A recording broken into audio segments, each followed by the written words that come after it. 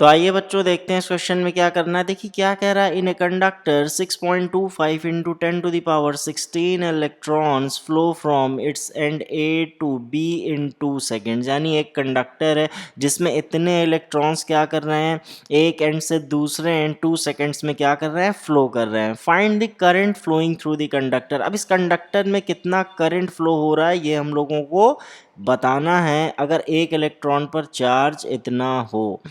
तो देखिए कोई न्यूमेरिकल सॉल्व करने के लिए सबसे पहला काम जो हम लोग का होता है, हम लोग क्या करते हैं, गिवन, यानी जो भी चीज़ें हम लोग उनको लिख लेते हैं, क्योंकि जो भी चीज़ें दी गई हैं अगर उनको लिख लेंगे तो ये क्लियर हो जाएगा कि फाइंड क्या करना है। तो अब देखिए जो भी दे रखा है, क्या दे रखा है, ये इलेक्ट्रॉन्स यानी नंबर ऑफ इलेक्ट्रॉन्स दे दिया, नंबर ऑफ इलेक्ट्रॉन्स। तो नंबर ऑफ इलेक्ट्रॉन्स को हम लोग स्मॉल एन से डिनोट करते हैं और इसकी वैल्यू दे दी है कितनी, 6.25 इंटू 10⁻16।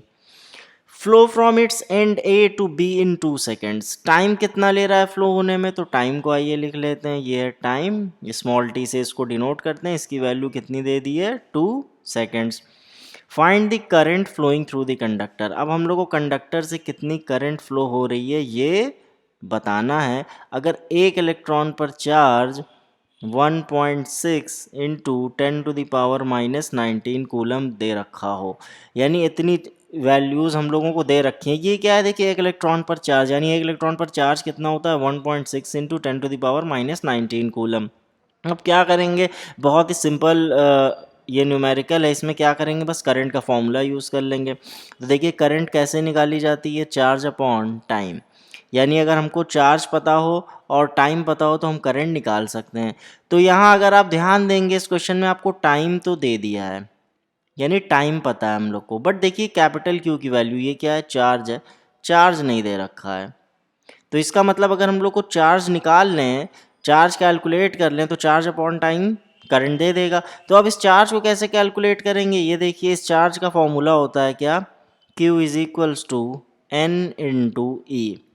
यानी किसी बॉडी पर यानी कंडक्टर पर चार्ज, टोटल चार्ज कितना है, नंबर ऑफ इलेक्ट्रॉन्स इंटू एक इलेक्ट्रॉन पर चार्ज कितना है। तो क्लियरली ये दिख भी रहा है कि एक इलेक्ट्रॉन पर चार्ज अगर ई है और टोटल एन इलेक्ट्रॉन्स हैं तो टोटल चार्ज कितना होगा कंडक्टर पे, कैपिटल क्यू।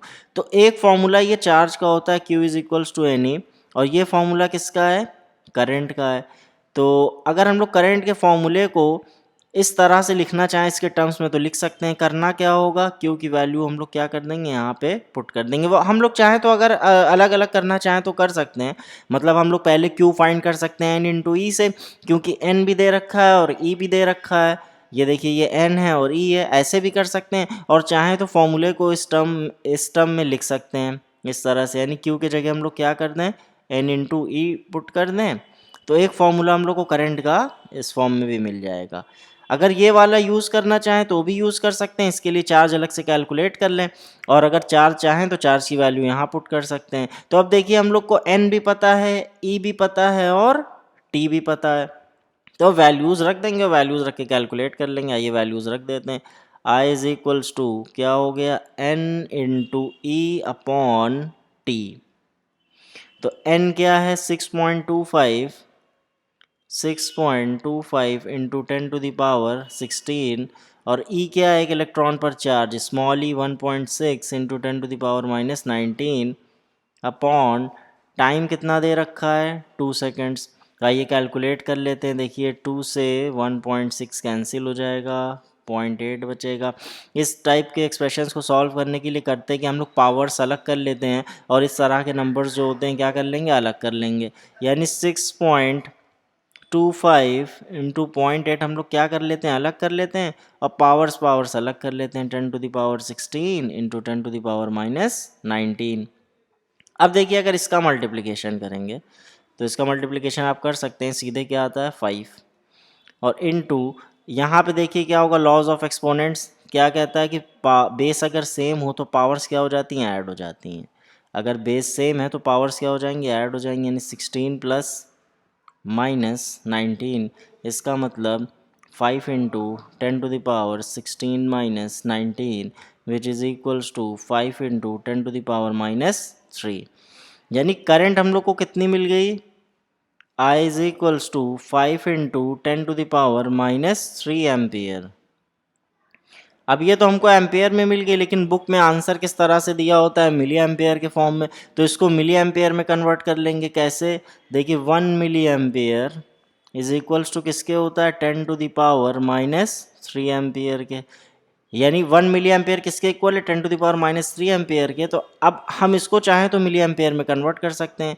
यानी आई की वैल्यू कितनी हो जाएगी, देखिए 5 इंटू 10⁻³ है, यानी इसको हम किस तरह लिख सकते हैं, 5 मिली एम्पियर। तो आंसर दोनों तरह से दिया होगा। अब आपको देखना है कि आपको किस फॉर्म में उसको लाना है। तो ये एम्पियर में इस तरह आएगा और मिली एम्पियर में इस तरह आएगा। दोनों ही फॉर्म में हम लोग ने आंसर्स निकाल लिए। अब आइए अगला क्वेश्चन देखते हैं। A current of 1.6 milli ampere flows through a conductor. एक कंडक्टर है जिसमें 1.6 मिली एम्पियर की करंट फ्लो कर रही है। If a charge of an electron is -1.6 into 10⁻⁹ coulomb. एक इलेक्ट्रॉन पर चार्ज इतना दे रखा है, तो find the number of electrons that will pass each second through the cross section of that conductor. यानी उस कंडक्टर के क्रॉस सेक्शन से एक सेकेंड में कितने इलेक्ट्रॉन्स पास होंगे, ये हम लोग को बताना है। तो आइए सबसे पहला काम क्या है, गिवन लिख लिया जाए। करंट दे दिया है, करंट कितनी दे दी आपको, 1.6 मिली एम्पियर। तो सबसे पहला काम होता है कि अगर मिली एम्पियर या भी किसी दूसरे यूनिट में माइक्रो एम्पियर में दिया हो, तो हम लोग सबसे पहला काम ये करेंगे कि उसको एम्पियर में चेंज करेंगे। तो हम लोग अभी देख के आए हैं कि 1 मिली एम्पियर किसके इक्वल होता है, 10⁻³ एम्पियर के। यानी यहाँ 1.6 मिली एम्पियर को अगर हमको एम्पियर में चेंज करना हो तो क्या करेंगे, 10⁻³ से मल्टीप्लाई करेंगे। ये करंट किस में मिल गई हमको, एम्पियर में मिल गई। If a charge of an electron, देखिए एक इलेक्ट्रॉन पर चार्ज दे रखा है 1.6 इंटू 10⁻⁹ माइनस, क्योंकि इलेक्ट्रॉन पर चार्ज माइनस में होता है और प्रोटॉन पर प्लस में। तो इलेक्ट्रॉन पर भले से माइनस में, बट न्यूमेरिकल सॉल्व करते वक्त ये माइनस नहीं यूज़ करते, हम लोग सिर्फ मैग्नीट्यूड लिखते हैं।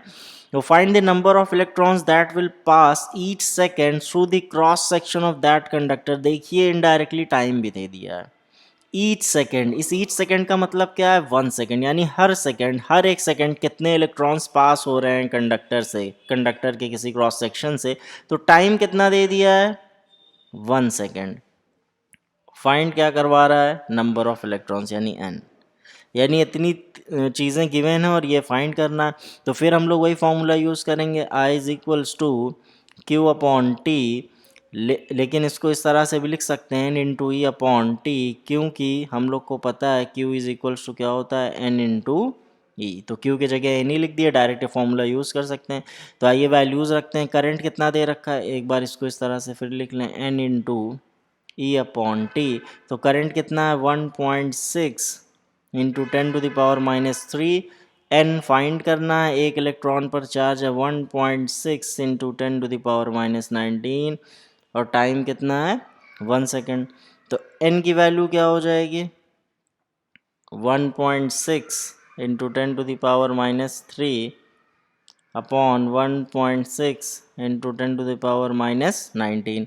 देखिए 1.6 से 1.6 कैंसिल हो जाएगा, पावर्स अलग, इसको डील कर लेंगे हम लोग, 10⁻³ अब देखिए लॉज ऑफ एक्सपोनेंट के अकॉर्डिंग अगर हम लोग इसको ऊपर लेके जा रहे हैं न्यूमरेटर में, तो ये पावर क्या हो जाती है, प्लस। यानी अगर नीचे डिनोमिनेटर में माइनस साइन के साथ है तो न्यूमरेटर में आने में क्या हो जाता है, प्लस। अब देखिए यहाँ पे बेस सेम है तो क्या हो जाएंगी, पावर्स ऐड हो जाएंगी।